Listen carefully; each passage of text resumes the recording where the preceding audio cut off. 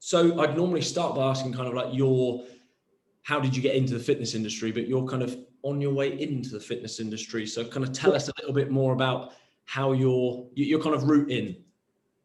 Yeah, it kind of only started, I suppose, about three years ago. I'm currently in the midst of my third year of sports therapy, and more specifically injury rehab. I've always been sporty, as everyone says. Mainly climbing for about 15 years now, and then kind of running in school.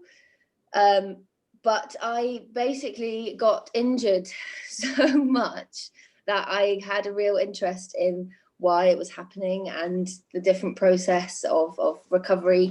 And then that's kind of how I thought, I could do this as a profession. This would be really interesting. So I started my sports therapy degree with Marjon, and now I'm in my third year and specialising a bit more in injury rehab at Plymouth Uni. Fitness, like specifically gym-based stuff, my first real experience was NLFitness, and it was Ruth and Lottie's Runner's Strength Clinic, followed then by one quick session at Fit Camp, which I was swiftly moved along and into the strength camp. I'd in the past some significant injuries. I had a stress fracture in my pelvis, and that showed that I had a low bone density. So I was doing my own research and realized that strength training was better than just running all the time. And then and kind of I went from there, found it really interesting. Also found that the resources were actually pretty rubbish, and decided to kind of do my own research and testing on myself with what worked and what didn't. Getting advice from PTs, physios, osteos, anyone that could, and now here I am. Yeah. So yes. you think that kind of, I suppose your experiences, it's the same with anyone kind of in any industry. Your experiences are going to kind of shape how you train other people or how you treat other people. Is that that's something that you say has changed then, being a little bit more endurance based, kind of veering a little bit more down the strength route? Is that something that you've kind of seen happen naturally, again, based on your fracture, I suppose? Oh, yeah, totally. And also just, I think, as everybody has at some stage in their life, if they've been involved with sport or fitness, you go through a phase where you're doing it because you're supposed to, and you're doing it because everybody tells you, the NHS says how much exercise you need to be doing. And I certainly fell into the trap of social media and online training plans and just getting the generic Runner's World marathon training plan off their website and following it, which didn't really include any form of strength training or anything like that. And I the message that I received was more miles, always just do more miles. Like ultimately you need to be running that 26.2. So that's what you need to do. And it made sense, like without knowing anything more about it, it made sense. But then as you start to slowly break down, like physically, you kind of have to reevaluate. So yeah, in the last 2 years, I've seen the biggest shift in my training from running, probably every other day, nearly every day, just trying to pack the miles in, to then my most significant sort of events, endurance events. I've done the least amount of weekly mileage, 2, maybe 3 runs a week, interspersed with 2 or 3 specific strength training sessions. But that's what works for me. But since then, I've also, some people may know me from Run Venture as well as Catalyst Kinetics and NLFitness. And from then, and seeing this like huge range of endurance athletes and, Couch to 5K, the one thing everybody, in my opinion, is missing is variety in their training. Yeah. The one thing that endurance athletes, I think, do too much of is endurance training. And it's sorry, and that's something you've written on before on some of the blog posts about kind of more down the recovery route as well. Yeah. I mean, I see it more with runners.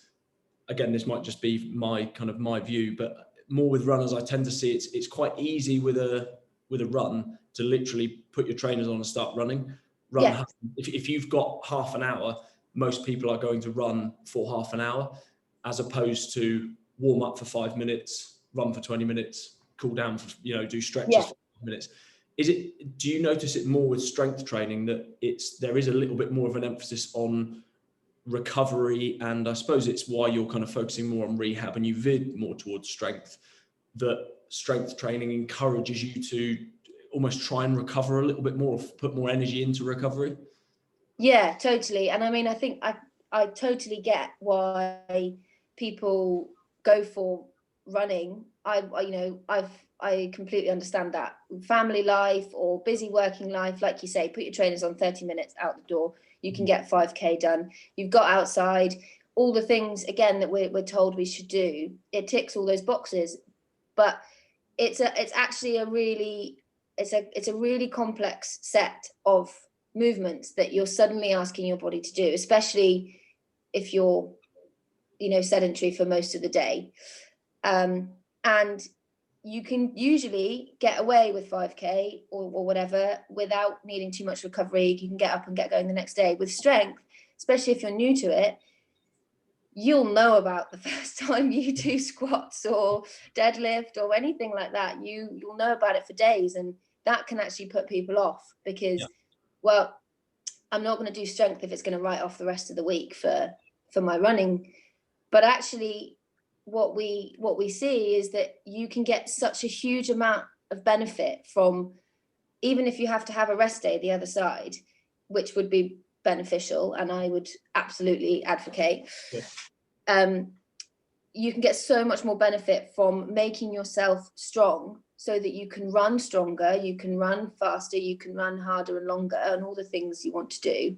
And actually, not just running, but live longer. All the key benefits. You can, if you just start looking at putting some strength training into your week. And from a sports therapy perspective, when we talk about rehab and injury prevention, usually the reason we see especially chronic injuries is because muscles are weak, areas are being overworked, and other areas aren't doing jobs that they should be, like a lot of rounded shoulders. And just with a few tweaks, and I'm not saying that strength training has to be that you need to go to the gym 3 times a week and bench press and squat and do all this Olympic powerlifting. If that's for you, then great. But kind of, I feel quite passionately about people just looking at their week and going, actually, instead of going for a run, I'll go for a walk. So I get outside, but then I'll come back and I'll just do 20 minutes, half an hour of some even functional movements with a little bit of resistance that's going to help to make you stronger, and ultimately keep you injury free in whatever it is that you do. Look at kind of like movement patterns as well, I suppose. Instead of, like you say, repetitive. Sound like I'm against running, mainly because I don't particularly enjoy running, force myself to do it. But it takes you out of that kind of repetitive nature, I suppose, and kind of forces you to look at different movement patterns and balance, I suppose, kind of balance the body. So I've seen cases of people who run ridiculously quick, and I mean, we're talking like 1:11 half marathon times, but get them to do a forward lunge, and the coordination is not there, and the strength in that bottom range of movement, they can't really get back up again.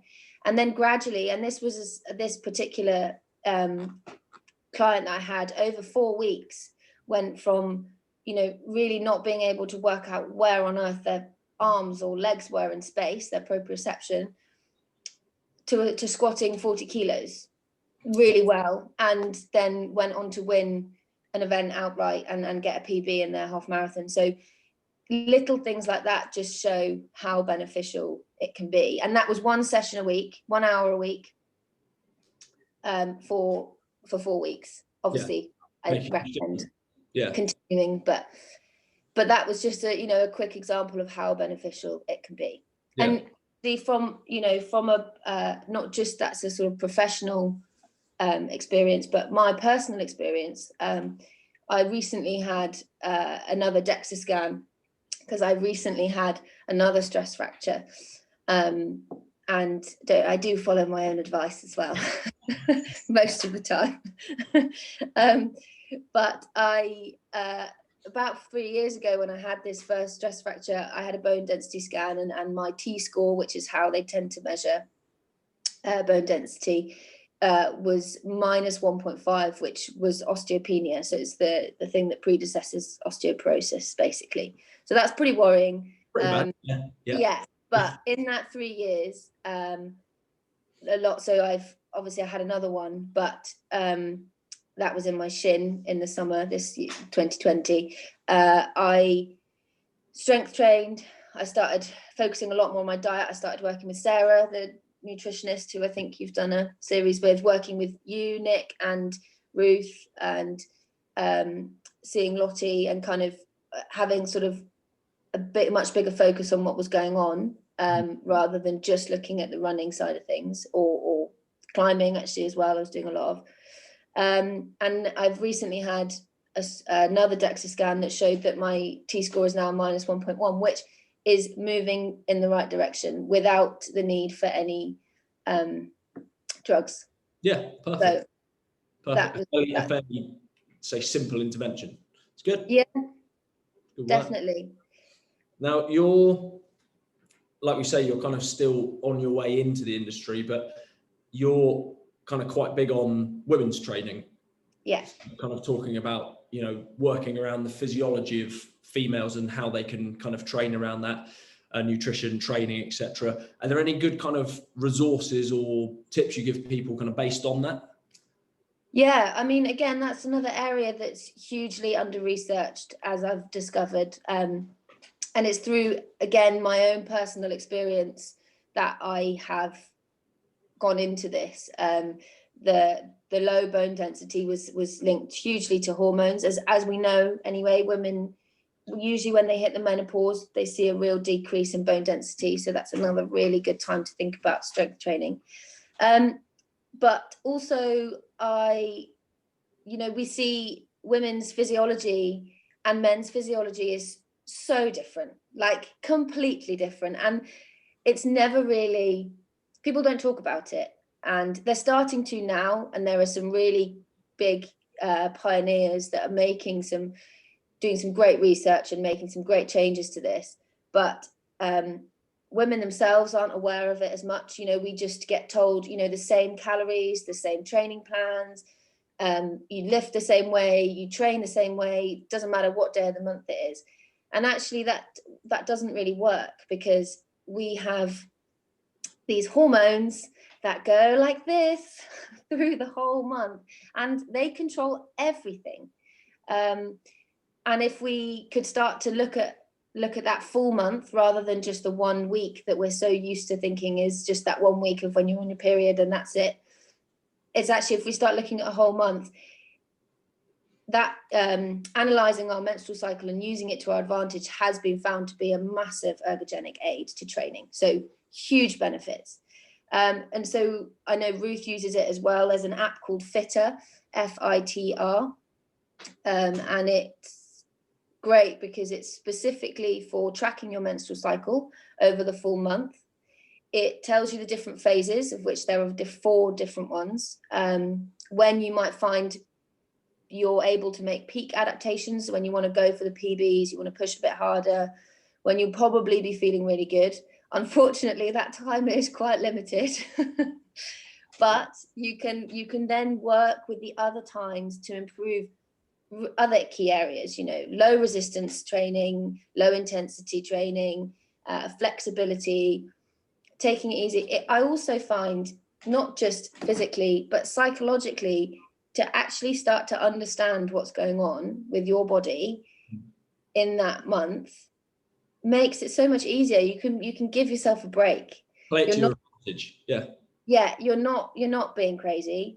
mean, you are, but there's a reason why you're being crazy. And that app particularly is jam-packed full of really useful tips. What you should be eating. You know, we actually should be altering our carbohydrate and protein and antioxidant intake for different times. And there is a reason you crave things at different times of the month.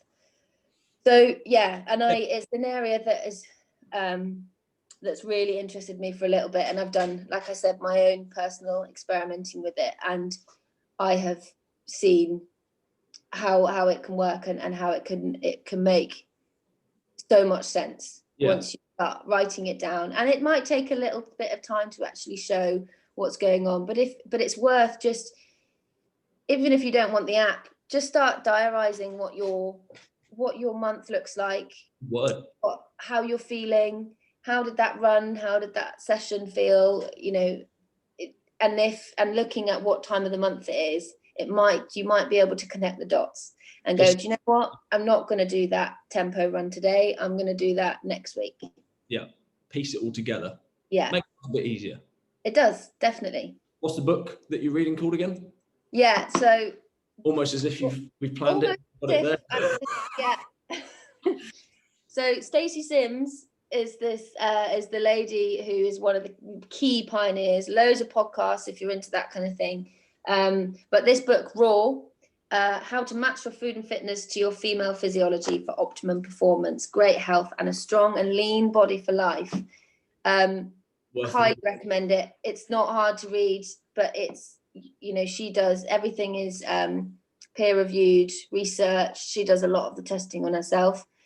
Unfortunately, women are quite difficult to do research on. We're all over the place at different times, so it's hard to get it. But it's well worth a read. And if not, then just have a little look online. Careful, pick wisely. Yeah. And get the Fitter app. Sweet. I know Ruth is big on it as well. So get in touch with either of us if you want any help with it. And what is the best way? I was going to say, giving me kind of your Instagram name, but you're not on Instagram anymore. No. Okay. Yeah. So, I mean, I have taken a break from Instagram because I am in third year. I have a dissertation looming. Quite a lot on. And I was finding my time scrolling, which is good at times. I'm on Facebook. I'm normally in normal times in the gym, in the clinic, or at the running shop. I'm often there as well. But you can always drop me a message on Facebook, Daisy Peters. I will be back on Instagram, and my name then is Daisy Peters as well. But I just needed a little bit, and I again encourage this for everyone, a little bit of time to step back.